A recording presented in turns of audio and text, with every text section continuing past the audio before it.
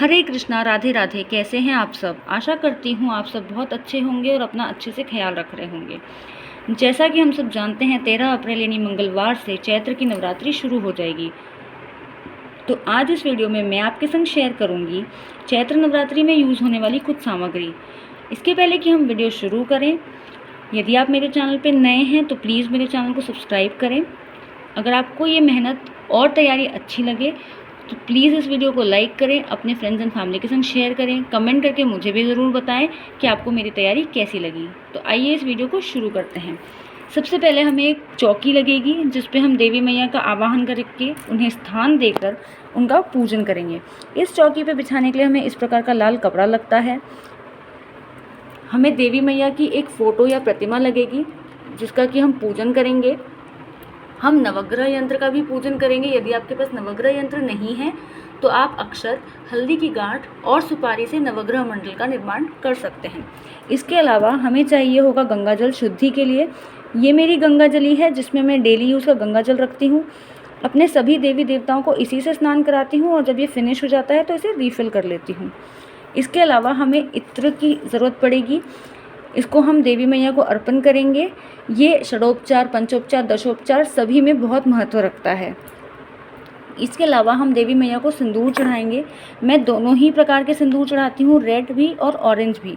Orange वाले को हमारे यहाँ बंधन सिंदूर कहा जाता है।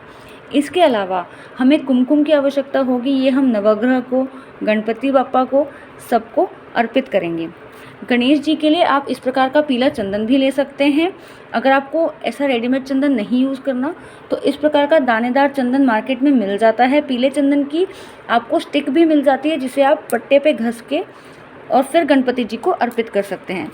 हमें कलावे की भी आवश्यकता होती है जो हम वस्त्र रूपी सभी देवी देवताओं को अर्पित करते हैं। इसके अलावा यदि आप पूरे 9 दिन जाप करते हैं तो इस प्रकार की एक माला ज़रूर ले लें। रुद्राक्ष की माला का जाप करने से बहुत फल मिलता है, बहुत पुण्य मिलते हैं। तो ये एक छोटी सी रुद्राक्ष की माला है पर इसमें मन के 108 ही हैं।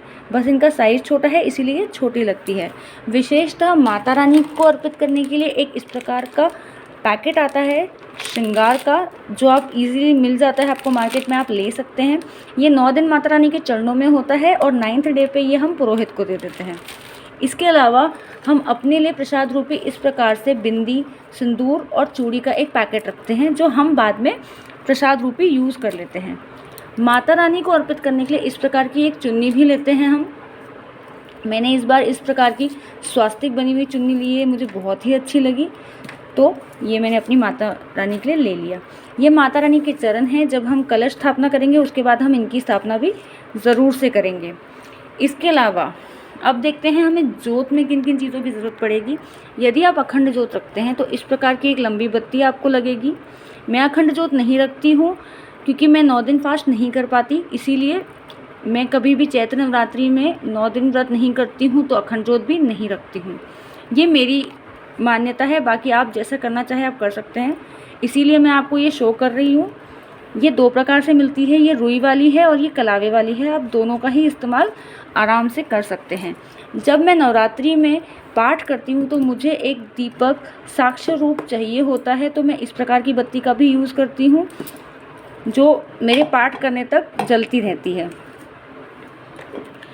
और जब हम आरती करते हैं तो मैं इस प्रकार की फूल बत्ती का इस्तेमाल करती हूँ। ये मैंने घी में भिगो के रखी है। मैं डेली में भी इन्हें ही यूज़ करती हूँ, सुबह शाम इसी से दीपक जलता है। अगर आप इस प्रकार की बत्ती नहीं यूज़ करना चाहते या जल्दी में रहते हैं तो आप इस प्रकार की रेडीमेड बत्ती भी यूज़ कर सकते हैं। ये भी बहुत देर तक जलती है और बहुत अच्छी होती है। बत्ती जलाने के लिए हमें शुद्ध देसी घी की ज़रूरत होती है। ये गाय का देसी घी है, ये अमूल का है। क्योंकि मैं अखंड जोत नहीं रखती हूँ और मुझे सिर्फ पाठ के लिए दीपक जलाना होता है तो मैं छोटा पैकेट लेके आई हूँ।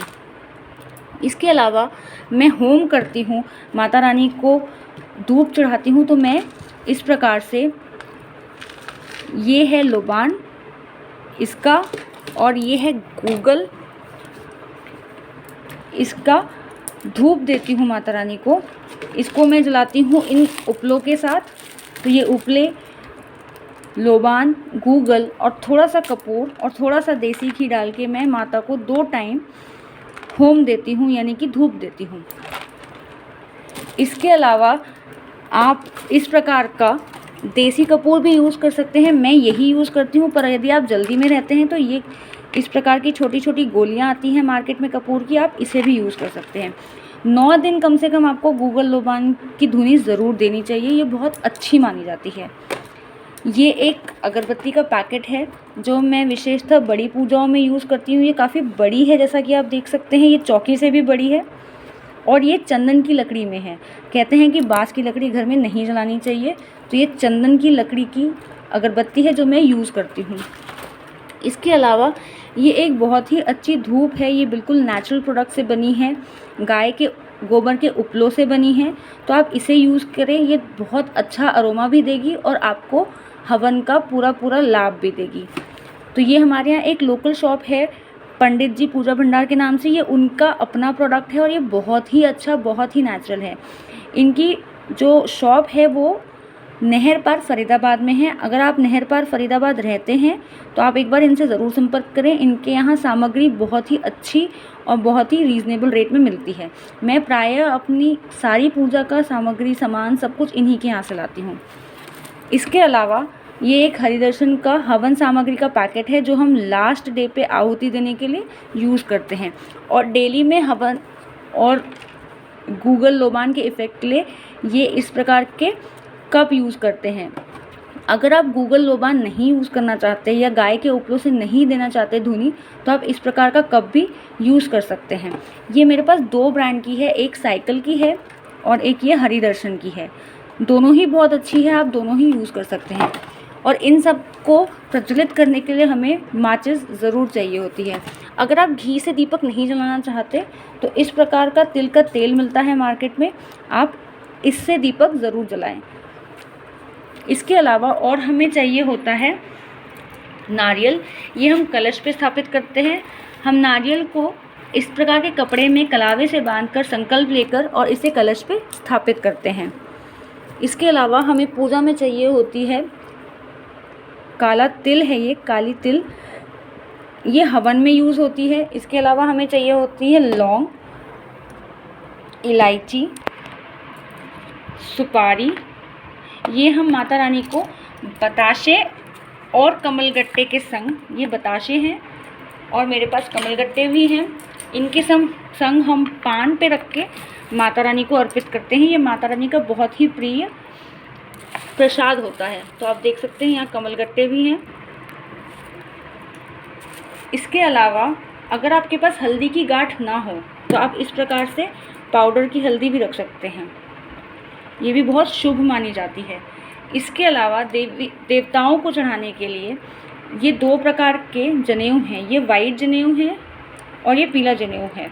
पीला जनेऊ हम विष्णु रूपी सभी अवतार को, गणेश जी को, इन सब को समर्पित करते हैं और जो वाइट है ये शिव जी को, शनिदेव को चढ़ता है। तो नवग्रह पे हम दोनों चढ़ाते हैं, इसीलिए ये मेरे पास काफ़ी क्वांटिटी में भी है।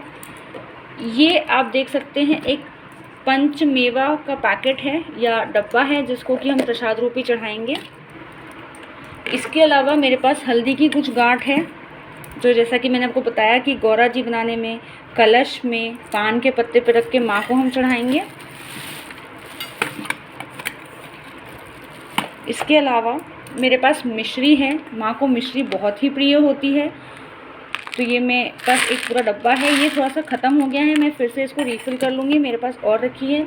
इसके अलावा आप ड्राई फ्रूट्स भी भोग लगा सकते हैं, तो ये किशमिश है और काजू और बादाम भी आप लगा सकते हैं।